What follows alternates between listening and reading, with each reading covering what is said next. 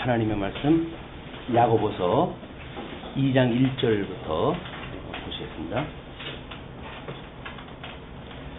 야고보서 2장 1절. 내 형제들아 영광의 주 곧 우리 주 예수 그리스도를 믿는 믿음을 너희가 받았으니 사람을 외모로 취하지 말라. 만일 너희 회당에 금가락지를 끼고 아름다운 옷을 입은 사람이 들어오고 또 더러운 옷을 입은 가난한 사람이 들어올 때에 너희가 아름다운 옷을 입은 자를 돌아보아 가로되 여기 좋은 자리에 앉으소서 하고 또 가난한 자에게 이르되 너는 거기 섰든지 내 발등상 아래 앉으라 하면 너희끼리 서로 구별하며 악한 생각으로 판단하는 자가 되는 것이 아니냐? 내 사랑하는 형제들아 들을지어다. 하나님이 세상에 대하여는 가난한 자를 택하사 믿음에 부요하게 하시고 또 자기를 사랑하는 자들에게 약속하신 나라를 유업으로 받게 아니하셨느냐? 너희는 도리어 가난한 자를 괄시하였도다. 부자는 너희를 압제하며 법정으로 끌고 가지 아니하느냐? 저희는 너희에 대하여 일컫는 바 그 아름다운 이름을 회방하지 아니하느냐?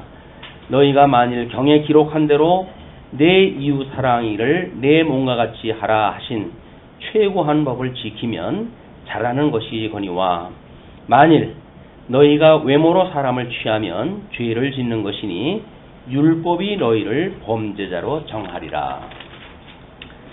어떻게 보게 되면 오늘 난해한 그런 그 구절인지도 모릅니다. 아마 우리 율법에 대한 문제가 다시 언급이 되어지면서 행위 문제가 언급이 되어지기 때문에 그렇거든요. 근데 그렇지는 않습니다. 성경 그 문자적으로 보게 되면 그런 의심을 갖게 되지만 우리 시대적 배경, 역사적 그 해석과 더불어서 우리 교회신학적 해석을 준해가지고 보게 되면 이 지금 2장의 내용은 전혀 다른 이야기예요. 그런 그 이야기를 우리 복음서에서 예수님이 흔히 하나님의 의와 하나님의 나라를 증거하실 때에 부요한 자에 대해서 누구를 지칭하였는가라는 걸 생각해 보면 너무 간단하게 이제 이 문제가 풀리게 되었습니다. 그렇게 관점을 일단 돌리셔서 봐야 될 필요가 있어요. 왜냐하면 지금 2절을 들어가면서 야고보는 내 형제들아 하면서 흩어져 있는 12지파 그 편지의 독자들한테 이제 부르는 거죠. 내 형제들아 영광의 주 해가지고 영광의 주로부터 이제 이야기가 시작이 돼요. 그 영광의 주라고 하면 그분이 곧 우리 주 예수 그리스도를 믿는 믿음을 너희가 받았으니 사람을 외모로 취하지 말라. 여기서 이제 아주 주술 부분은 사람을 외모로 취하지 말라는 거예요. 근데 왜냐? 그 이유에 대하여 영광의 주, 그 영광의 주가 우리 주 예수 그리스도인데 그를 믿는 믿음을 너희가 받았으니 그러라 그 이야기예요. 그럼 그 문제를 그냥 그 문장만 우리가 잘 한번 생각을 해보게 되면 전혀 다른 이야기가 됩니다. 자, 우리 스데반 집사가 돌에 맞아 죽게 되어지고 그리고 12지파 사람들이 흩어졌어요. 이제 이 독자들은 과거에 우리 그 유대인들이었었는데 이들이 예수를 그리스도로 믿고 성도가 되어진 사람이란 말이에요. 근데 이때 이 중에 이제 우리 스데반 집사도 여기 포함되어진 거겠죠. 이 스데반 집사가 구약성경을 들어가지고 지금 예수 그리스도를 죽인 것이 바로 너희들이다 라고 정죄를 딱 하는 까닭에 그들이 스데반 집사를 돌로 쳐서 죽이게 되어진 거예요. 그러니까 그 이후에 이제 본격적으로 박해가 시작되어지고 그래서 사방팔방 흩어지게 되어진 것이 우리 야고보서 기록 배경이라고 그렇게 설명을 했어요. 그러면 이 성도들이 되어진 것은 이제 성도들은 영광의 주인 이 영광의 주로부터 지금 믿음을 받은 사람들이야. 영광의 주로부터 믿음을 받은 사람. 근데 영광의 주라고 그러면 어떤 분일까요? 우리 이제 이들이 받았던 복음의 내용입니다. 성도들, 이 유대인 가운데 복음을 듣고 예수를 믿게 되어진 이분들이 받았던 복음의 본질이 뭐냐면, 우리 예수 그리스도는 우리 신성을 가지고 계신 분이라고 이렇게 이야기했어요. 이분을 성자 하나님이라고 이렇게 이야기했죠. 성자 하나님. 성자 하나님은 본디 성부 하나님과 동등된 분이신데도 불구하고 사람의 몸을 입고 이 땅에 오셨다. 그래서 종의 형체를 빌어 낮아지셨다 해가지고 인성을 입으신 예수 그리스도를 소개합니다. 이분이 우리의 구속주 되신 예수 그리스도예요. 예수 그리스도. 여기서 말하는 영광의 주입니다. 영광의 주. 그 예수 그리스도로 말미암아서 너희가 믿음을 받았다. 그 이야기예요. 그 믿음은 예수님이 성부 하나님이 영광의 본체가 되시는 분인데, 우리 예수 그리스도는 영광의 광채가 돼가지고 이 땅에 오신 거 아니에요? 그러니까 이들이 받았던 그 믿음이라고 하는 것은 광채로 보여주신 성자 하나님이신 예수 그리스도의 사역을 통해 가지고 하나님과 우리가 한 몸이 되어졌고 우리의 모든 죄를 용서해 주셨고 그러므로 우리가 하나님을 아버지라고 부르게 되어졌습니다. 라고는 믿음을 가지고 있는 사람들이란 말이에요. 그러니까 이런 맥락에서 지금 이제 이야기가 아래 이야기가 예를 드는데, 만일 너희 회당에 금가락지를 끼고 아름다운 옷을 입은 사람이 들어오고, 또 두 가지의 이제 그 부류의 사람을 소개하는데, 더러운 옷을 입은 가난한 사람이 들어올 때에, 이들이 모여져 있는 회당이에요. 이들이 모여져 있는 그 회당에, 물론 과거에 이제 그 유대인들이 했던 그 문화의 습관입니다. 그것이 뭐냐면, 회당에 고급 옷을 입고 오는 사람들, 영향력을 입고 있는 사람들, 이런 사람들이 유대인들이 모여있는 이 회당의 문화로 보았을 때에는 끊임없이 이자들에 대한 특별한 대우가 있었던 거죠. 왜냐하면 그때 당시에 이제 종교 지도자라든지 이런 사람들은 대부분 돈을 많은 사람들이거든요. 바리새인은 돈을 사랑했고 대제사장들도 돈이 많아가지고 로마 제국에 돈을 주고 대제사장직을 살 정도니까 그때 당시에 모든 권한을 가지고 있는 사람들이 유대교의 지도자급들이었어요. 그걸 이제 우리가 대표적인 걸로 해서는 사내들인이라고 하는 이런 공회를 이야기했다 하죠. 이 사내들인 이 공회는 종교 정치의 지도자 그룹들이 모여져 있는 그런 곳입니다. 이런 곳이기 때문에 각처에 흩어져 있는 그 회당도 여전히 이런 문화를 받아들여 가지고 영향력 있는 사람들에게 우대를 갖다 하는 것이 이때 공회의 모습이었어요. 그러니까 이제 이런 그 문화 속에 젖었던 사람들이 우리 예수 그리스도의 이 낮아지심, 이 비하의 신분과 그 다음에 높아지심, 승지의 신분을 통해 가지고 복음을 듣고 깨달았던 이 성도들의 입장에서 이제 야고보가 지금 이야기를 하는 거예요. 야, 너희들은 과거에 이런 문화 속에 살았던 사람들이지. 그런데 예수 그리스도의 이런 복음의 사역, 낮아지시고 높아지시는 예수 그리스도의 십자가의 도, 이거를 듣고 성도가 되었으니 너희들은 이자들처럼 비판하지 마라. 이렇게 사람을 보이는 것으로 해가지고 하지 마라. 이제 그런 그 이야기거든요. 그러면서 너희가 아름다운 옷을 입은 자를 돌아보아 가로되 여기 좋은 자리에 앉으소서 하고, 이제 제법 영향력이 있는 사람들한테 이제 하는 얘기예요. 앉으소서 하고 가난한 자에게는 이르되 너는 거기 섰든지 내 발등상 아래 앉으라 하면, 발등상은 과거에 노예들이 처해져 있던 그런 이기도 합니다. 그냥 발등상 아래 앉는 건 종이 엎드려 가지고 모든 수발을 들고 있는 그런 자세를 갖다 이야기를 하는데, 그렇게 하라.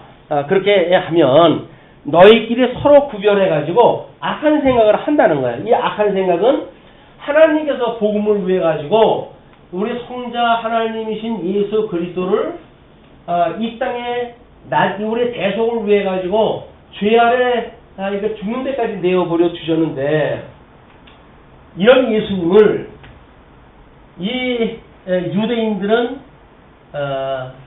메시아로 이를 바라보지를 못했어요. 왜냐하면 예수님의 그 비천한 신분 때문에 야 목수의 아들 아니야. 우리가 뻔히 그 출신을 갖다 하는데 무슨 메시아냐? 라고 해가지고 그 예수 그리스도를 배경을 갖다 했단 말이에요. 그 배경을 한 그런 무리들이기 때문에 이들이 지금 이렇게 눈에 보이는 것으로 해가지고 예수를 그리스도로 영접하지 아니한 하나님의 악에 참여하는 일이야말로 유대인들이 나타난 현상을 가지고 사람을 판단했던 그런 모습이란 말이에요. 예수님은 하나님이셔요. 그런데 그분이 낮은 모습으로 가난한 모습으로 왔다고 해가지고 유대인들은 그를 메시아로 알아보지 못했으니 이들이 보는 세계는 신령한 세계를 보는 것이 아니라 하나님의 절대 아까운 데 이들이 있기 때문에 외모로 사람을 판단하는 세상에 살고 있었단 말이에요. 그러니까 이제 너희들이 그렇게 판단하는 자가 되는 것이 아니냐. 내 사랑하는 형제들아 들을지어다. 그러니 성도가 되어진 내 형제들아, 이 예수 그리스도로 말미암아 새로운 생명을 얻게 되어진 이런 형제들아 들을지어다. 하나님이 세상에 대하여는 가난한 자를 택하사, 여기에서 그 유대인 중에 뭐 사내들이니 뭐 이런 어떤 고급 관료니 이런 출신을 부르지를 않았단 말이에요. 가난한 자에게 복음이 증거되어진 것이 구약에 언약되어졌던 약속이기 때문에 그가 메시아인지를 알아보는 방법이 무엇인가? 가난한 자에게 복음이 증거되어졌더라 라고 하는 내용이야말로 이분이 메시아라고 하는 증거거든요. 그러니까 이 사람들은 자기네들이 높은 걸로 인해 가지고 예수 그리스도를 받아들이지 않았어요. 그러나 이미 구약 성경에 언약되어지기를 예수님은 아무나 믿도록 되지 않았단 말이에요. 가난한 자에게 복음이 증거되어져 있기 때문에 부유한 자들은 예수 그들을 배척할 수밖에 없는 거예요. 왜? 세상에 대해서 부유한데 그 사람들이 뭐 필요한 게 있겠어요? 신앙적으로도 정치적으로도 모든 기득권을 다 장악을 하고 있기 때문에 아쉬운 게 없는 사람들이에요. 이거는 구약에서 언약되어진 메시아가 왔음에도 불구하고 그를 배척하고 끝내 십자가에 못 박아 죽이는 데까지 이 사람들이 가는 거 아닙니까? 그러니까 이게 하나님이 세상에 대하여는 가난한 자를 택하사 믿음에 부유하게 하시고 이들을 불러가지고 너희들을 구원을 시켜서 믿음에 부유한 자로 삼지 않았느냐 그 얘기죠. 또 자기를 사랑하는 자들에게 약속하신 나라를 유업으로 받게 아니하셨느냐? 하나님의 의와 나라에 대한 양대 언약이 성취되지 아니하였느냐 그 이야기예요. 우리 예수님은 하나님의 의로 오셨고 하나님의 나라로 오셨어요. 그렇기 때문에 복음서에서 의와 나라를 구하라. 이것이 성도들이 구해야 될 모든 주제예요. 의와 나라를 구하게 되면 나머지 필요한 것들은 내가 뭐가 필요한지 다 알고 있어. 너희들은 이것만 구하면 돼. 라고 해서 기도의 대주제가 의와 나라예요. 이걸 구하라고 했는데 지금 그 예수님을 믿고 구원을 받게 되었단 말이에요. 성도들이. 근데 너희들이 이런 그 은혜를 입고 구원을 받지 않았느냐. 그런 그 이야기입니다. 그래서 그 유업으로 받게 아니하셨느냐. 너희는 도리어 그런데 너희가 속해져 있는 이런 그 문화 속에 빠져 살게 되어지게 되면 너희는 도리어 과거에 또는 너희의 복음을 잊어버리면 도리어 가난한 자를 괄시하였도다. 그래서 가난한 자를 괄시한단 말이야. 이들의 문화로 보게 되면 가난한 자를 괄시하는 풍조가 만연하는 것이니까. 그러니까 과거에 너희들이 이렇게 살았던 너희들이 아니냐. 그런데 거기서 너희가 높임을 받아가지고 예수님 앞에 구원을 받았는데 너희들은 이러고 산다는 게 말이 되겠니? 그 이야기예요. 그러면서 도리어 가난한 자를 괄시하였도다.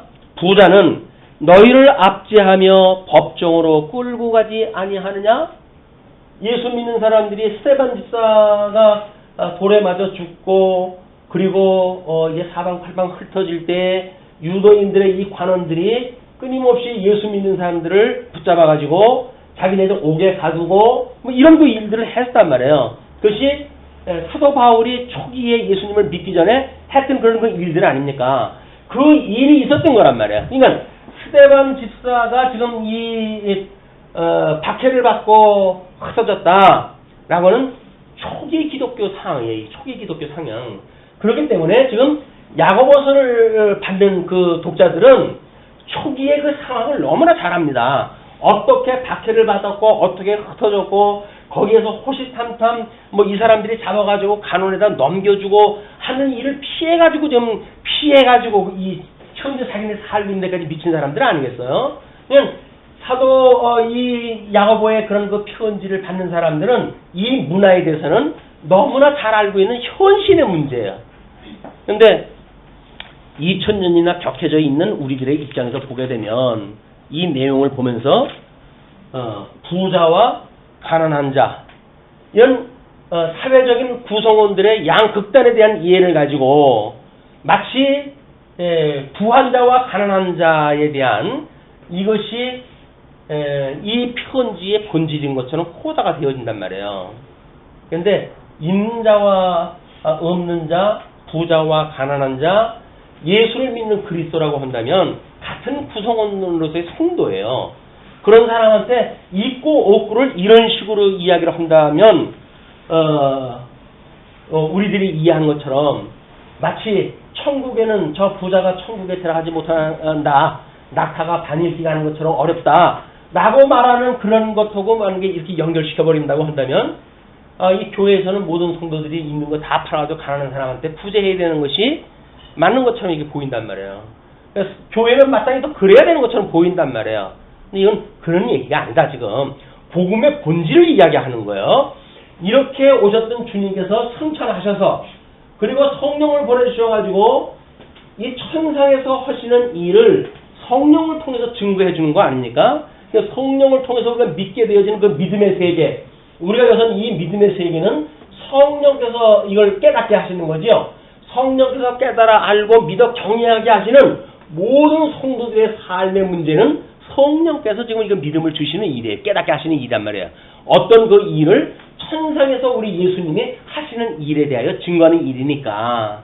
그러니까 이런 그 예수 그리스도에 대한 복음을 놓치게 되면 우리 현실 속에 쏙 빠져버려가지고는 있는 자와 없는 자 간의 양자 간의 어떤 대결 구도를 만들어 놓고 교회가 마치 가난한 자의 대변인인 것처럼 이렇게 말하는 건 복음의 본질이 아니다 그 이야기예요. 이때 당시에 가난한 자에게 복음이 증거되어졌고 그 복음이 증거되어진 걸로 해가지고 좀 주님의 몸된 교회가 오늘까지 온 거예요. 그렇기 때문에 그때 초대교회 때처럼 가난한 사람의 모습으로 살아가야 될 이유도 없는 것이고 지금은 여전히 하나님이 주신 은사를 따라서 살아갈 수 있도록 하나님의 섭리를 해 가시는 거지. 마치 가난한 자의 어떤 대변인인 것처럼 기독교가 나서는 일은 잘못하게 되면 이게 정치 집단화되어지거나 아니면 윤리 종교로 전락되기에 십상이다. 기독교는 그런 이야기가 아니라 천상에서 지금 이루시는 그리스도의 사역을 성령께서 증거하심으로 해서 이런 가운데서도 너희들을 우리 주님이 다시는 온 그날까지 너희를 붙들고 계시는 거야. 너희를 견인해 주실 거야. 라고 하는 걸 이야기를 하는 거란 말이에요. 자, 지금 뭐 점점 더 읽어가면서 한번 이제 구체적으로 또 이야기를 해보죠. 저희는 너희들이 그렇게 이제 그렇게 살고 있는데 저희는 너희에게 대하여 일컫는 바, 그러니까 너희들을 압제하고 법정으로 끌고 가고 하는 저희는 너희에게 대하여 일컫는 바 그 아름다운 이름을 회방하지 아니하느냐? 그렇잖아요. 예수 그리스도 증거하는 것 때문에 이 사람들이 박해받은 거 아닙니까? 아니 유대인처럼 살면 무슨 고생이에요. 그냥 살면 되지. 근데 예수를 믿는다고 하는 이유 때문에 이들이 박해가 시작이 되어졌고 그리고 사방팔방 흩어지게 되었으니까 저들이 너희들을 그렇게 지금 하고 있지 않느냐 그 이야기야. 너희들이 증거하는 영광의 주 저 예수 그리스도의 이름을 이들이 욕보 있는 자들 아니냐, 회방하는 자 아니냐 그런 그 이야기예요. 그러면서 너희가 만일 경에 기록한 대로 내 이웃 사랑하기를 내 몸과 같이 하라 하신 최고한 법을 지키면 잘하는 것이거니와. 자, 사랑의 관계. 이제 너희들이 예수 그리스도 하나님의 대속의 은혜로 해가지고 예수 그리스도의 그런 사랑을 힘입어가지고 좀 사랑을 입은 자가 되어졌어요. 그래서 예수 그리스도가 지금 주셨던 세 계명이 뭡니까? 위로는 하나님을 사랑하고 또는 이웃은 내 몸과 같이 사랑하는 거예요. 이 이웃사랑. 이것이 율법의 대강령이니까 구약성경에서 가르쳤던 율법의 대강령이 이건데 이것을 예수님께서 다 온전히 이루셔가지고 너희들한테 명령하셨던 그 언약이 이 두 가지 아니더냐 그 이야기예요. 그러니까 예수님이 하셨던 이 언약을 지킨다고 한다면 이 세 계명은 주님께서 천상에서 이루시는 계명이에요. 온전케 하시고 온전히 이루시는 그리스도께서 주신 계명이에요. 그러니까 이거를 지키면 너희들이 잘하는 일이거니와 그 이야기예요. 예수님 뚝 떼놓고 성령 뚝 떼놓고 너희들이 하나님을 사랑하고 이웃을 사랑하는 그런 그 율법을 온전히 지킨다고 한다면 이것이 그런 그 이야기가 아니라 주님께서 언약하시고 주님께서 지금 이루고 계신 저 온전케 하시는 계명을 너희들이 지킨다고 한다면 잘하는 일이다. 성령의 열매로 이 의의 열매로 이런 그 열매로 해가지고 맺어지는 일이니까 그것이 아주 좋은 일이다 그 이야기예요. 자, 잘하는 것이거니와 만일 너희가 외모로 사람을 취하면 그 외모로 사람을 취하면 유대인들이 보았던 세속적 보편적 방법으로 여전히 사람을 분별한다고 한다면 그 이야기죠. 죄를 짓는 것이니 율법이 너희를 범죄자로 정하리라. 왜? 이 사람들은 율법 아래 있는 사람들 아니에요. 그렇죠? 근데 이 사람들 성도들은 예수를 그리스도로 믿고 복음 아래 있는 사람들이란 말이에요. 그러니까 율법 아래 있는 자들처럼 너희들이 사람을 판단을 또 하게 되면 너희들은 이 율법에 의해서 정죄함을 받는 것이 마땅하다. 여기에 있는 사람들은 율법 아래 사는 사람들이니까 율법으로 정죄함을 받는 것이 당연하다 그 이야기예요. 그러나 너희들은 복음으로 인해 가지고 새로운 피조물이 된 것이 아니냐. 그러니 새 계명인 위로는 하나님을 사랑하고 이웃을 사랑하라고 했던 그 계명을 지킨다고 한다면 너희 잘하는 일이다. 이거는 잘하는 거지만 이거는 율법의 저주 아래 있게 되어지는 거다. 그 이야기예요. 그냥 이거를 성도라고 하는 지금 이제 교회의 품위를 가지고 이야기를 하는 거 아닙니까? 그러니까 새로운 피조물이 되어진 성도의 영역이 있고 과거의 육신의 소욕이라든지 과거에 자기가 가지고 있던 배경이 있고 이런 그 두 가지의 우리가 이 품성을 가지고 살아가잖아요. 그러니까 이 두 가지의 어떤 부분을 말하는가가 구분되지 않으면 우리는 자의적으로 이걸 갖다 해석을 할 수밖에 없어요. 평면에다 놓고 어떨 적엔 이야기하고 어떨 적엔 이야기하고 근데 이 두 개가 모순돼요.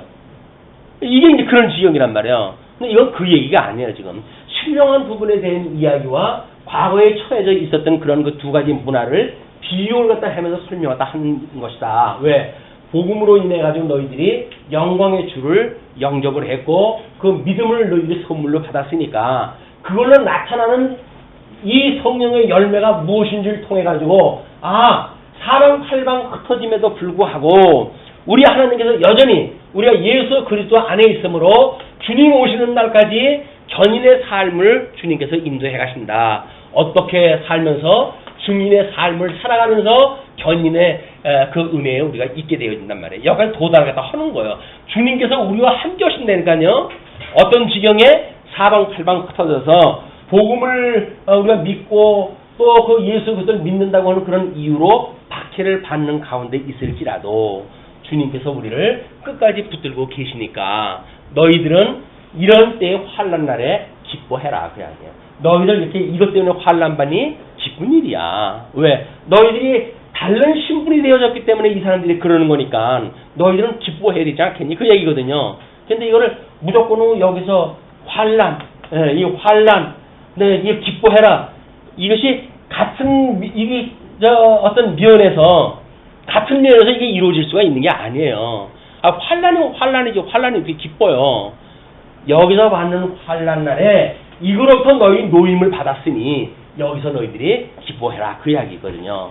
우리는 삶 속에서 이 어려움이 있을 적에 어떻게든지 이거를 기쁘라고 그러는데 어떻게 기쁘게 할까라고 하니까 여행 중에 사고가 나가지고 모든 사람이 다 죽어서 가족이 자기 하나만 남았어요.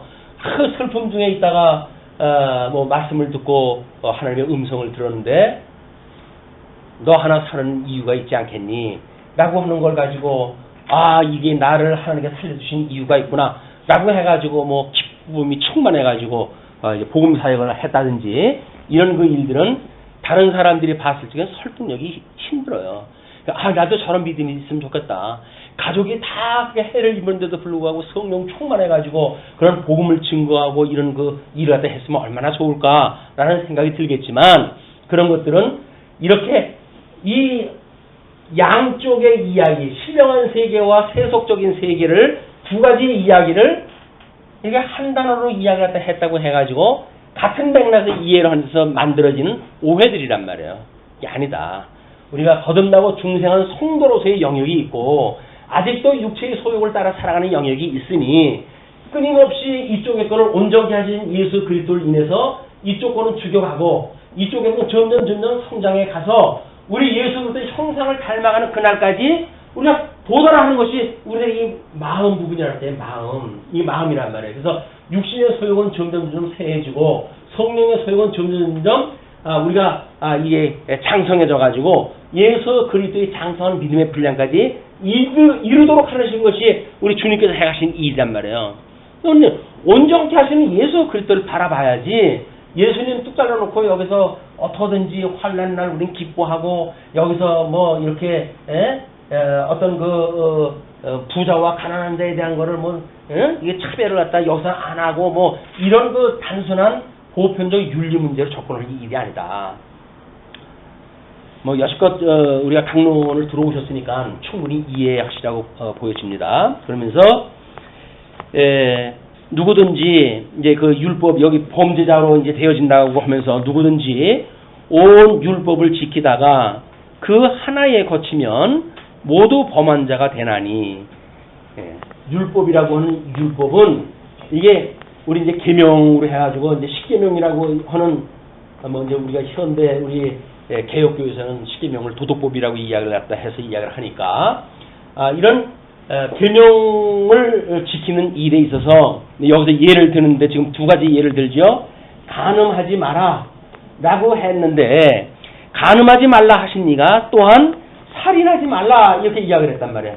살인하지 마라, 간음하지 마라 이렇게 했기 때문에 내가 비록 간음은 하지 아니하였다 할지라도 간음은 하지 아니하였다 할지라도 살인을 한다고 한다면 이 살인에 대한 건 너희가 이제 이걸 범했다고 한다면 그렇다고 한다면 이것이 다 율법 아래 포함되어져 있는 것이기 때문에 내가 율법을 범했다 이렇게 이게 죄명이 떨어진단 말이에요.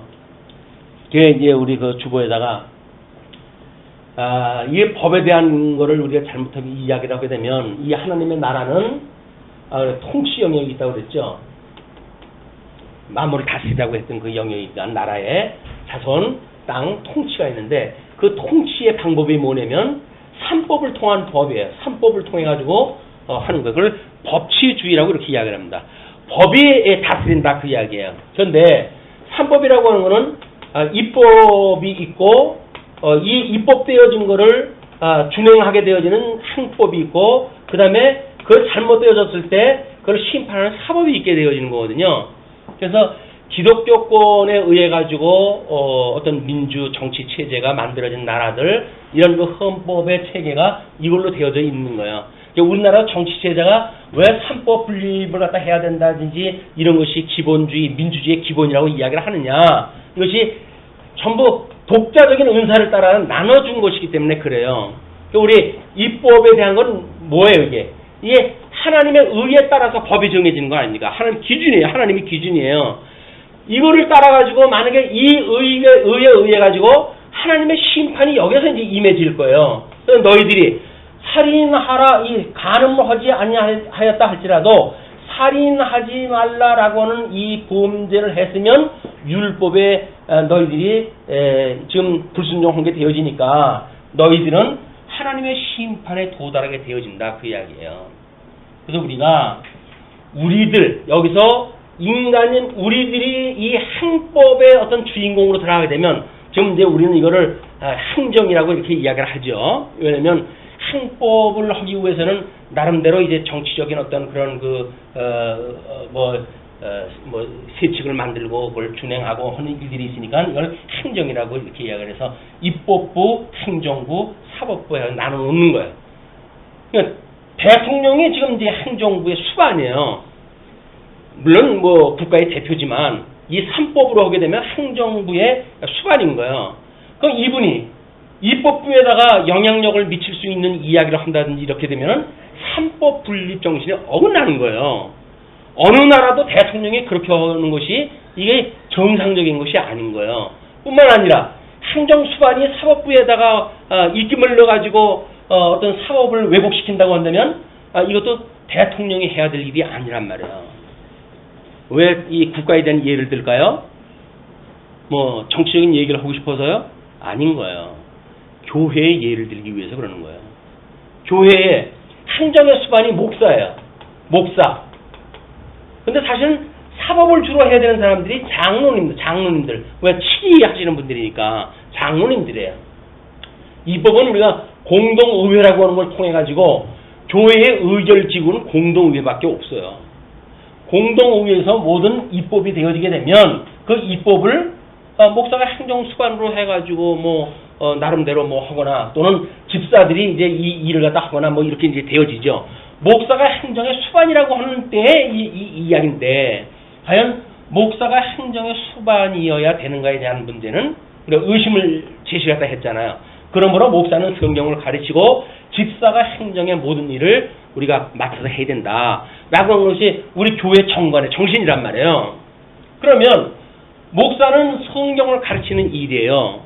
그럼 또 집사는 이 우리 입법부에서 정해져 있는 모든 그런 이제 목적과 이상과 이런 것들이 있으니까 그런 걸로 준해 가지고 부서를 나눠 가지고 일이 되어져 있고 그 일들을 그냥 하면 되는 거예요. 이 집사님들이. 그리고 만약에 그런 것들이 제대로 됐는지 안 됐는지 또는 성도들의 삶이 정상적으로 되어지고 있는지 안 되는지라고 하는 거는 장로님들이 돌아보면서 하는 일이에요, 이게. 이런 치라든지 돌아보고 성도를 돌아보고 그래 말씀은 제대로 듣는지 교회에는 참석을 하는지 이런 걸 장로님들이 해야 된단 말이에요. 그런데 목사가 우리 성경 잘한다고 해가지고 입법에 절대권을 가지고 있게 되어지고 행정의 절대권을 가지고 있고 사법의 절대권을 가지고 있고 그게 독재자라고 그러는 거예요. 독재자. 예수 그리스도만이 온 교회의 머리가 되실 수 있는 분이지 누구도 여기서 대표권을 가지고 이 3권을 장악할 수가 없단 말이에요. 근데 현재는 지금 사실 목사님들이 영향력이 제일 크니까 입법에도 영향 미치고 행정은 말할 것도 없고 이 행정 직원도 가지고 당신이 다 월급 줘가면서 운영을 하다 하니까 이걸로 해가지고 지금 이 어떤 돈 가지고 나타나는 모든 문제들이 이것 때문에 지금 드러나는 일들이에요. 그리고 이 사법부에 대한 그런 문제도 이건 우리 목회장로라고 그러고 치리장로로 이미 구분되어져 있잖아요. 근데 딱 목회장로하고 치리장로가 같이 사법을 갖다 해야 된다. 라고 해가지고 이쪽 영역도 이미 절반 이상을 차지하고 있는 거예요. 그럴 때 목사님들이 모든 정권을 좀 장악을 하게 되어진다. 성도들이 이런 원리를 갖다 알아야 세상 정치를 하시는 분들은 다 알잖아 이거를. 그러면서 만약에 대통령이 어떤 사법에 대한 문제를 슬쩍 이렇게 흘렸다. 라고 그러면 왜 사법부에 영향을 미칠 이야기를 했느냐 어쩌냐 하면 난리를 피잖아요. 아니 그렇게 잘하시는 분들이 교회만 오면 전부 쑥맥들이 돼가지고 이게 밥에 맞는지 이치에 맞는지 아무것도 몰라요. 그냥 그렇게 해가지고 부정부패가 만연한데도 불구하고 모르는 거예요. 왜? 나는 하나님 앞에 그냥 연보했으니까 그 사람 하나님이 어떻게 하시겠지. 아니 정치라고 하는 거는 지금 우리 이 정관을 맡는 것이 교인들이 모여가지고 이거 만든 거 아닙니까? 그럼 이것도 교인들이 모여가지고 이 일을 갖다 대해야 되는 거지. 왜 거기에 관여를 갖다 안 해가지고 목사님으로 하여금 횡령을 하게 만드시고 그래가지고 그 범법자를 만드시냔 말이에요. 이건 자기의 그런 어떤 해야 될 일을 안 했기 때문에 나타나는 현상들인 거예요. 나중에 잘못한 목사님 하나님 앞에서 그분이 잘못했겠지. 그럴까요? 목사님만 하나님께서 나중에 그러실까요? 그럼 그러실 거예요 분명히. 넌 뭐 했는데 그럴 거예요. 넌 뭐 했는데. 아, 제가 뭘 알아요? 제가 뭐 성경 가르친 대로 배우고. 아니, 아무것도 모를 걸 열날 배우면 모르니, 니가 평생 배우면 모르니, 아무것도 모르고 열매 하나 맺힐 수도 없는 그런 믿음이라고 한다면, 너 뭐로 나온 거야 도대체? 그거 아니에요. 이 열매가 뭐, 하나도 열매가 없잖아, 너한테는. 하나님의 선한 뜻이 무엇인지 분별하는 그런 것도 없고, 그럼 선한 뜻도 모르니까 영적 예배도 안 드리고, 그럼 뭐보다 왔다는 거야? 그게 날 믿었다 그러는데 도대체 뭘 믿었다는 건데, 이렇게 하나님께 그러실까, 주님께서 그러실 거 아니겠냐는 얘기예요. 그냥 각자의 믿음의 정도는 성도들한테 각자가 있는 거예요. 목사가 잘못했다고 목사한테 하나 있는 거 아닙니다. 왜? 아니, 정치를 갖다 여기서 투표권 다 주셨잖아요. 다 드렸잖아요. 다 각자가 투표권 하나씩 다 가지고 있어요. 근데 투표권 행사를 잘못했다고 한다면 투표권자로서의 책임을 물어야지. 근데 당신 자기는 책임이 없대. 왜 책임이 없어요? 투표를 다 했으면 책임져야지. 이것이 우리가 뭘 알고 믿는 거지 모르고 믿는 거지, 그냥 은혜라고 하는 그 이름을 성경에서 말하는 은혜가 아니라 자기네들끼리 뭔가 만들어내는 은혜라고 하는 개념을 만들어 놓고 그 속으로 다 숨어버리는 거예요. 다. 그걸 싸구려 복음이라고 그렇게 이야기를 합니다. 어떤 의의 열매가 맺지 않는 은혜라고 하는 것은 싸구려 복음에서 만들어지는 거예요. 예수님만 믿으면 무조건 오고 복 받아요 라고 하는 그런 복음을 듣고 살게 되면 사람들은 다른 것에 관심 안 가져요. 이런 거, 이 골치 아프게 왜 신경을 씁니까? 교회 뭐 회의가 뭐 그렇게 그냥 귀찮아 죽겠네 정말. 뭐 회의를 왜 그렇게 맨날 시켜요? 라고 이야기를 하는데, 그럼 뭐 하려고 예수님 믿어요? 성령의 열매를 맺기 위해서 맺는다고 한다면 당연히 그런 걸 검토를 갖다 해야 열매가 맺지. 근데 그런 거는 특정한 사람들이, 월급 받는 사람들이 하고, 우리는 그냥 예배만 드리고 듣기 좋은 소리 듣고 일주일 내내 고생했으니까 위로의 말 좀 듣고 그리고 그냥 갈 수 있게 마음 편하게 해달라. 그거는 심리적인 평안이지 복음에 의한 심령의 평안이 아니란 말이에요. 복음을 우리는 뭔지도 모르고 교회 생활도 하는 거예요. 그걸 우리가 종교행위라고 그러잖아요. 종교행위. 신앙생활이라고 하는 철저하게 심령의 평안이지 심리적인 평안을 이야기를 하는 거 아니에요. 세속에서 주는 평안을 이야기한 게 아니다. 심령의 평안을 이야기하는 거기 때문에 차별화가 돼야 된다는 이야기입니다. 그러므로 그 12절, 너희는 자유의 율법대로 심판받을 자처럼 말도 하고 행하기도 하라. 자, 자유의 율법. 여기서 주는 이 자유의 율법이에요. 여기서 말하는 이걸 자유의 율법이라고 해요. 우리 신비에 새겨져가지고 이루어지는, 복음으로 이루시는 그 주님께서 이루시는 율법. 그 율법에 의해 가지고 너희는 자유의 율법대로 심판받을 자처럼 말하기도 하고 행동하기도 해라, 그 이야기예요. 그럼 이제 그게 무슨 얘기라는 거예요? 결국은 우리는 예수 그리스도로 말미암아 믿는다는 이야기는 이 복음이 예수 그리스도께서 이걸 이루신다고 하는 걸 믿는 거 아닙니까? 그 우리들은 그냥 그분한테 이렇게 한 몸으로 연합되어져 있기 때문에 받는 은혜지, 우리가 독자적으로 하는 게 아니니까 우리한테로 돌아올 책임이 없어요. 예수를 그리스도로 믿으면 우리들한테 돌아올 책임이 없다니까. 근데 이걸 내가 책임을 져야 된다고 한다면 그럼 책임을 져야죠. 이 옛날 이 율법이란 말이야. 옛날 율법이야. 그러나 우리 자유의 율법이라고 하는, 내가 너희들한테 이 새 율법을 주었고 그 새 율법, 새 계명, 이걸 내가 다 지킬 것이야. 주님께서 그렇게 했으니까, 주님께서 죽었던 나를 그 의로 우리를 살리셨어요. 앞으로 전에 가시는 이 모든 우리 열매 맺게 하시는 것, 이게 주님께서 맺게 하시는 열매인 줄 믿습니다. 라고 우리가 살아가는 것이 이 믿음을 가지고 살아가는 사람이라고, 성도라고 하는 것은 이걸 믿고 살아간단 말이에요. 이걸 우리가 믿음의 열매, 성령의 열매, 의의 열매라고도 이야기했어요. 의의 열매. 그러면 하나님의 의로 해가지고 우리가 이렇게 칭의인이 됐다고 한다면 칭의인이 맺는 열매가 의의 열매 아니겠어요? 이건 하나님께서 맺게 해주시는 거란 말이에요. 하나님께서. 내가 어떤 의지를 가지고 내가 맺는 것이 아니라 그냥 예수님을 믿는 믿음으로, 예수님과 나는 한 몸이 됐어요. 예수님은 나의 머리가 됐어요. 예수님은 나의 신랑이에요. 나의 남편이에요. 라고 하는 그 믿음으로 아주 한 몸이 되어졌으니까 여자 팔자 기운박 팔자 아니에요. 우리 신랑 예수 만났으니까 우리가 예수님하고 이제 더불어 살아가는 건데, 그의 나라를 우리가 유업으로 받았고 그의 의에 참여가 되어졌는데 아직도 여기서 내가 뭘 해야 된다고 하니까 너는 그럼 네가 하는 그런 것대로 전부 심판의 율법대로 심판을 받을 거야. 그 이야기예요. 여기서 하는 건 전부 심판 받을 수밖에 없는 거예요. 이거 가지고 자랑은 큰일 납니다. 이건 자랑할 게 없어요. 만사가 하나님이 주신 은혜예요. 은혜의 선물로 이걸 주셨다고 하는 그 이야기는 이걸 깨달아가고 배우고 익히기 위한 수단으로 준 거지 이걸 여기서 누리고 여기서 자기의 영광을 위해서 준 것이 아니잖아요. 분명히 하나님께서 우리한테 여기 참여하신 걸로 보아서는 왜 이걸 주셨습니까? 부는 부대로, 비는 비대로, 강은 강대로, 약은 약대로, 또 귀는 귀대로, 천은 천대로 이게 다 하나님을 배우고 깨달아가는 도구로 주어진 거란 말이에요. 그럼 마땅히 이걸 가지고 하나님을 경외하는 도구로 써야지. 이걸 내 거라고 해야 내가 배도 들고 살면 되겠어요? 내 영광을 여기서 이걸 전부 취하고 산다고 한다면 하나님의 영광을 이 영광의 주의 그 영광을 우리가 가르치는 거란 말이에요. 여기서 우리가 가르치해가지고 그걸 살아가니까 예수님은 말로만 믿는다 그러지 믿는 게 아니다. 그것이 이제 후반부에 나오는 그 이야기들입니다. 자, 그러면서 긍휼을 행하지 아니하는 자에게는 긍휼 없는 심판이 있으리라.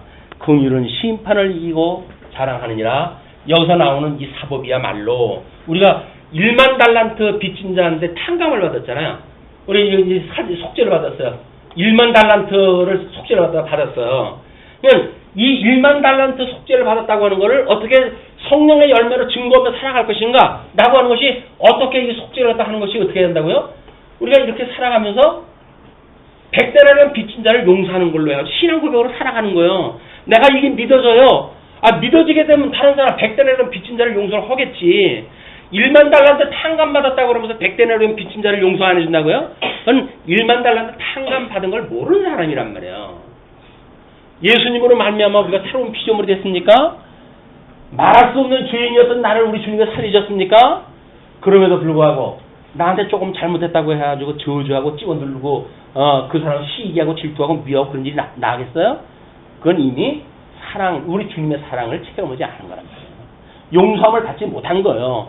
용서함을 받았으면 어떻게 다른 사람을 미워해요? 우리가 우리에게 죄진 자를 사하여 준 것처럼 우리 죄를 사하여 주옵시고 끊임없이 주님 오시는 날까지 그 신앙 고백을 해야 돼. 우리가 그걸 강구를 갖다 해야 된단 말이에요. 근데 다른 사람은 요만큼도 용서를 다 하고 나만 용서를 갖다 해달래. 하나님께서 그걸 내버려 두시겠어요? 아이고 신통모려하고 그냥 하나님께서 난 너 몰라 임마. 난 너 몰라. 그럴 거예요. 1만 달란트 탕감 받은 사람은 100데나리온 빚진 자를 용서하며 살아가는 것이 교회의 삶이란 말이에요. 교회의 생활. 자, 14절부터 이제 장면이 바뀌겠죠. 26절까지 행위가 따르는 실천적 믿음이 하나님의 의라고 이렇게 소개를 합니다.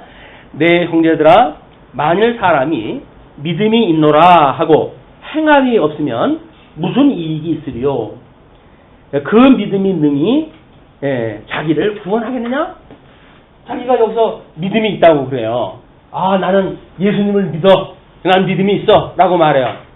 근데 가만히 들여다보니까 뭐 열매가 하나도 안 나오네? 그래놓고 여기서 하는 얘기가 이 얘기 아니에요? 만약에 그렇게 믿음이 능히 이 행함이 없는 그런 믿음이 너를 구원하겠느냐? 그냥 그 믿음이라고 하는 건 허상이다. 왜 관념적인 네가 곡해된 그 믿음을 말하는 거지 성경에서 말하는 그 믿음 영광의 주가 너희를 주셨던 그런 믿음은 그런 믿음이 아니다. 그 이야기예요. 왜? 만일 형제나 자매가 헐벗고 일용할 양식이 없는데 너희 중에 누구든지 그에게 이르되 평안히 가라 더욱게 하라 배부르게 하라 하며 그 몸에 쓸 것을 주지 아니하면 무슨 이익이 있으리요? 예를 드는 거예요. 지금 아니 뭐 말로 해가지고는 뭐 세상 걸 다 줄 것 같아. 내 심장이라도 빼줄 것 같아. 말은 다 해. 근데 도와줄 걸 하나도 안 주네. 아니 먹을 줄 몰라서 안 먹어요? 없으니까 못 먹지. 근데 왜 먹으라고 그래? 먹으라고 줄 걸 주든지 주지도 않고 말로만 먹으라고 그러니까 그걸 립서비스라는 거예요. 립서비스. 사람들 보는 데서 그냥 저 사람은 그래도 인색한 사람이 아니야 라고 하는 걸 자랑을 갖다 하려면 립서비스를 부지런히 해야 될 거 아니겠어요. 립서비스는 하는데 실상으로 주는 건 없어. 그러니까 그걸 뭐라고 표현했다고 하는지 보세요. 이와 같이 행함이 없는 믿음은 그 자체가 죽은 것이다 그 이야기야. 너희들이 알고 있는 그 믿음이라고 하는 건 죽은 거야.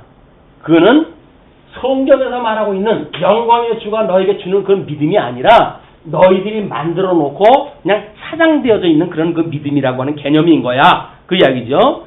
호기가로되 너는 믿음이 있고 나는 행함이 있으니 행함이 없는 내 믿음을 내게 보이라. 나는 행함으로 내 믿음을 내게 보이리라. 그래서 율법주의자들의 행위가 나름대로 하는 사람들은 살았잖아요. 바리새인들이라든지 뭐 이런 그 사람들이 뭐 행위라고 하는 거는 말도 못하게 주장했던 사람들 아닙니까? 이 사람들이 하는 이야기가 그 이야기야. 성도들한테 너 믿음 있어? 그럼 행위 한번 나한테 보여볼래? 근데 너 보여줄 거 없잖아. 내가 행위 보여줄까? 인간으로 만들어낸 율법에 열심히 만들어낸 행위들이 있으니까 이 사람들의 그 열심도 자기 생명을 내걸고 하는 열심이에요. 그런데 말로만 이야기를 하니까 믿음이 어쩌고 저쩌고 이야기를 하니까 이쪽에 있는 사람들이 그럴 수가 있는 거 아니에요? 믿음? 너 믿음이 그렇게 했다고? 할례가 안 믿고도 구원받았다고? 야, 그런 게 어딨냐? 너 그 열매를 보여봐봐. 나 할례 받았어. 그래서 하나님 앞에 매일 이렇게 경건한 삶을 살아. 보이는 거 아니에요? 어떻게 올 거예요? 보여줄 것도 없고. 그러니까 내가 하나님은 한 분이신 줄을 믿느냐? 잘하는도다. 귀신들도 믿고 떠느니라. 그 하나님은 이 귀신들 떨는 그런 그 하나님이란 말이에요. 누구한테는 행위가 나오게 하고 누구한테는 행위가 안 나오게 하고 이런 그 하나님이 한 분이신 줄 너희가 믿느냐? 그 이야기죠. 그러면서 아하 허탄한 사람아. 뭐 우리나라 말로 표현하기에 허탄이 비러자 아니에요. 그러면 날 탄자, 날 태어날 탈자. 그건 뭐예요? 낳고 봤는데 없어. 빈 거야. 뭐 입속 있으면 열심히 했는데 실제로 나오면 아무것도 없는 거예요. 이게 허탄이에요. 허탄. 야, 이렇게 허탄할 수가. 뭐 기대를 갖다 잔뜩 했는데 하나 입에 들어오는 게 없어. 그러니까 허탄이에요. 아하 허탄한 사람아 그 이야기예요. 행함이 없는 믿음이 헛것인 줄 알고자 하느냐? 내가 한번 이야기할까? 그 이야기예요. 뭐 예수를 믿어가지고 내가 구원을 받았어요. 이제는 난 죄사함을 받았어요. 라고 말하는데 허탄한 사람들아, 이 성령의 열매가 나지 않는 가짜 믿음을 가지고 있는 자들아, 내가 한마디 할까? 그 이야기예요. 그러면서 뭐라 그럽니까? 내가 보거니와 우리 조상 아브라함이 그 아들 이삭을 제단에 드릴 때에 행함으로 의롭다 하심을 받은 것이 아니냐?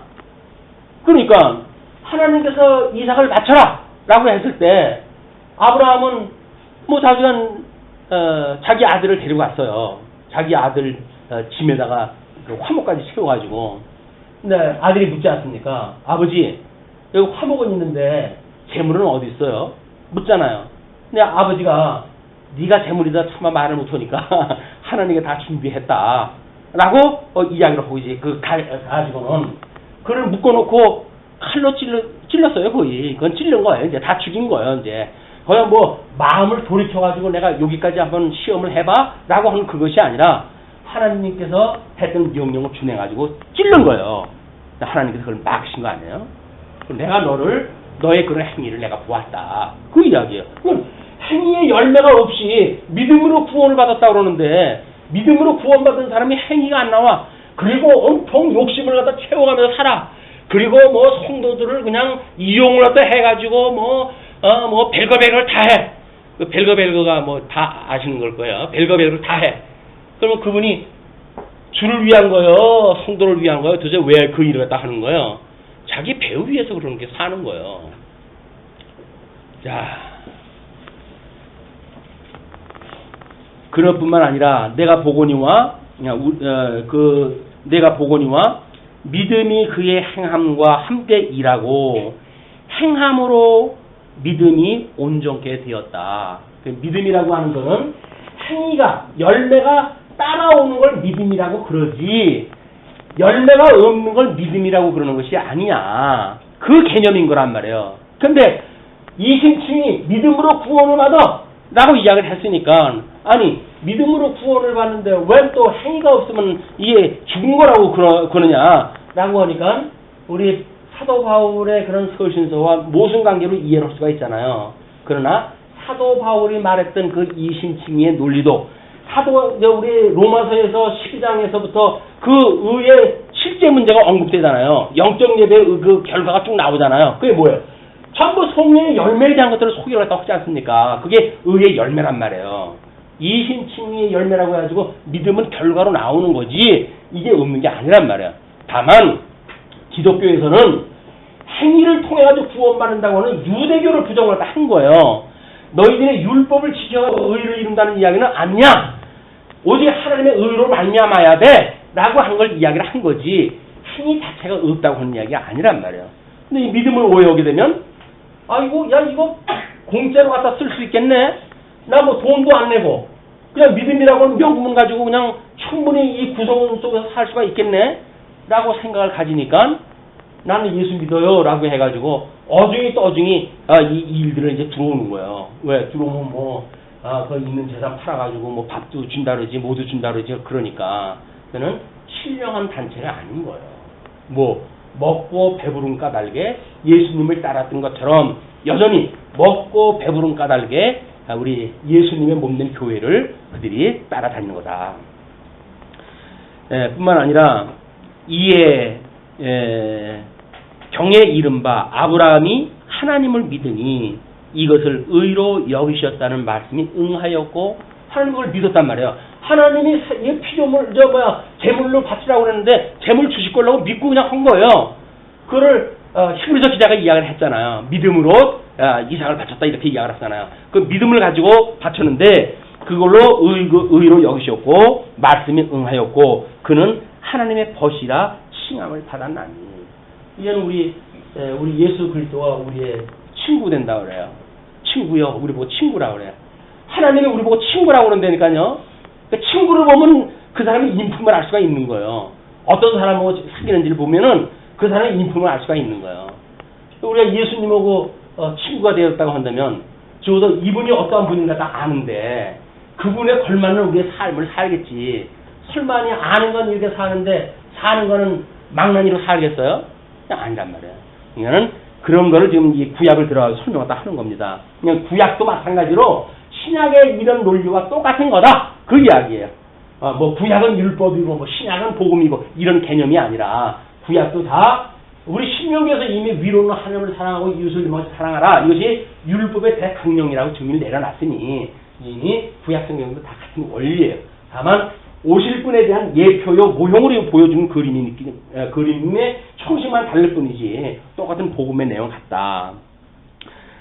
그러면서 이로 보건대 사람이 행함으로 의롭다 하심을 받고 믿음으로만 아니라. 자, 이제 이런 그 문제가 여지껏 이런 그 어떤 논지 이런 걸 무시해 놓고 요 문장만 이로 보건대 사람이 행함으로 의롭다 하심을 받았다고 하지 않더냐. 그 분명히 바울의 그록은 모순관계 아니에요. 바울의 그록은 모순관계예요. 그것만 보게 되면. 그러나 전후 문맥을 따져서 보니까 여기서 이로 보건대 사람이 믿음의 행위로 행함으로 그럼 생략되어져 있는 그 글이 행간의 글이 안 보이십니까? 그 행간의 글을 읽어내야죠. 그것이 우리가 신학적인 해석이란 말이에요. 신학적인 해석. 행간의 글을 읽어내지 못하게 되면 그는 초등학교 때 그냥 우리가 국어책에 있듯이 읽게 되면 행간의 글을 모르지요. 뭐 정독이냐 다독이냐 그 예화를 들을 때 그러잖아요. 우리가 이런 글을 갖다가 아주 정독을 갖다 하게 되면 지배를 철한다 그러잖아요. 이 책 뒤에까지도 우리가 그걸 갖다 내용을 갖다 파악을 할 수 있다고 이렇게 이야기하지 않습니까? 그냥 이게 숨어져 있는 이 문맥에 대한 숨겨져 있는 행간을 읽어내는 것이야말로 창세기로부터 요한계시록까지 신학적인 우리들의 배경이 있어야 이게 가능하단 말이에요. 지난 시간에 이제 그 창세기로부터 요한계시록까지 전 성경의 맥락을 가지고 성경 구조를 우리가 이해를 해야 된다 그랬더니 우리 김 집사님이 그거 어떻게 어느 세월에 믿냐고 그러시더라고요. 제가 그랬어요. 염려하지 마시라고. 왜냐면 제가 창세기부터 요한계시록까지 이렇게 압축되어져 있는 생각을 가지고 성경을 풀어가지고 설명을 해드리니까 그냥 그게 믿어지면 되는 거지. 나도 거기서부터 거기까지 알아야 된다든지 그렇게 다 할 수가 있으면 얼마나 좋겠어요. 뭐 새로 자라나는 친구들이야 그럴 수 있겠지요. 살 시간들이 많으니까. 근데 살 시간 많다고도 그러는 것도 아니에요. 사는 동안 뭔 일이 그래 바쁜지 성경 읽을 시간 없어요. 세상 살아가는데 성경 읽을 시간 없습니다. 그러니 뭐 젊다고 해도 되겠어요? 우리 뭐 권사님 연세 많지만 뭐 1년에 몇 독씩 하시잖아요. 연세 많다고 해가지고 성경 못 읽어요? 아니야 또 그것도.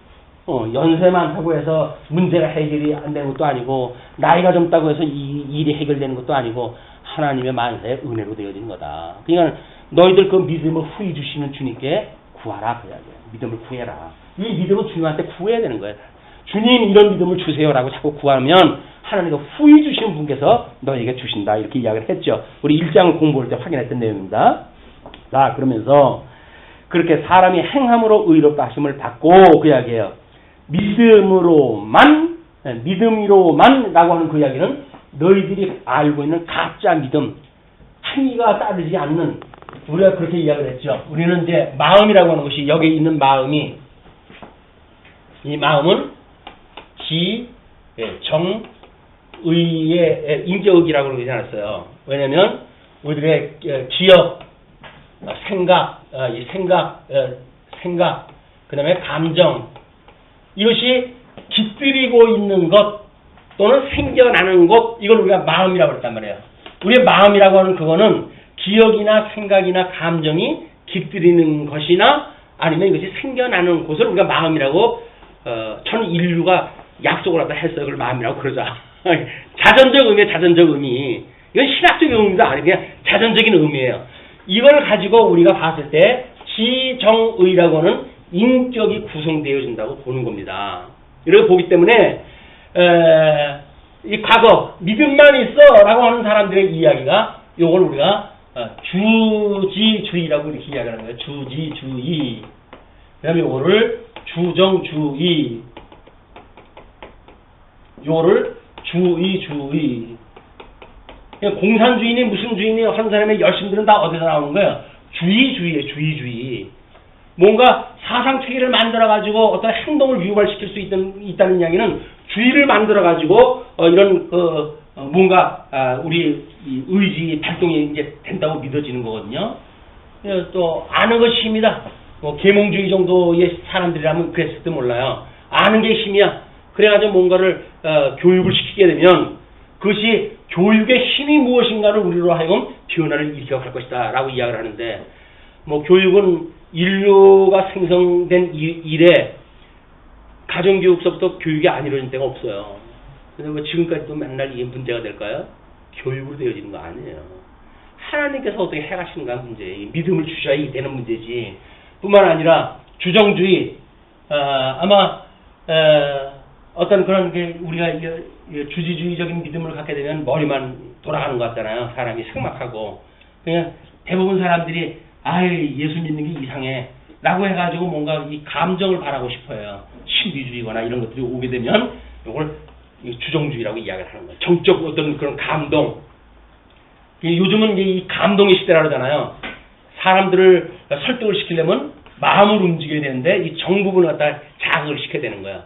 그래가지고 뭔가 뭉클하게 만들고, 그렇게 되면 마치 진짜 무슨 이게 맞는 얘기 같이 우리가 호하게 되어진단 말이야.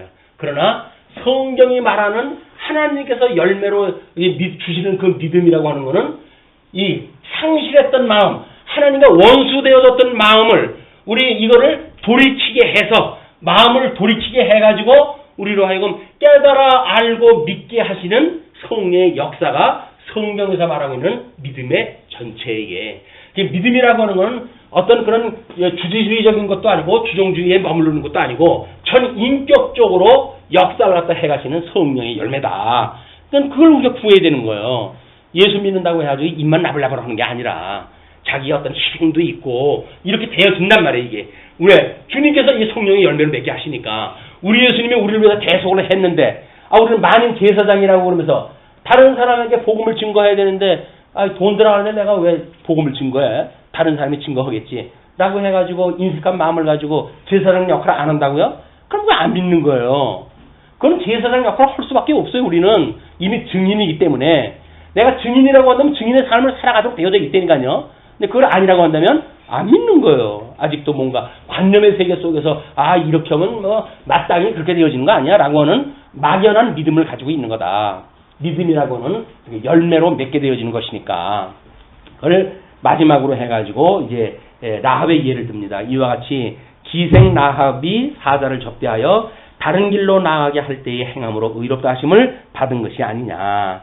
영혼 없는 몸이 죽은 것 같이 우리가 수음과 악을 알리는 가일나무 열매를 따먹으면 죽는다고 그랬잖아요. 그 영혼 없는 몸이 죽은 것 같이 행함이 없는 믿음은 죽은 것이니라. 이것이 야고보가 강조하는 믿음에 대한 정의입니다. 좀 더 광의적으로 설명한 내용이다. 우리 한 주간 이렇게 폭넓은 그 믿음의 생각을 성찰하고 또 돌이켜보고 그래서 우리 은혜를 공고히 해가는 한 주간이 되기를 빌면서 말씀 줄이죠. 기도하시겠습니다.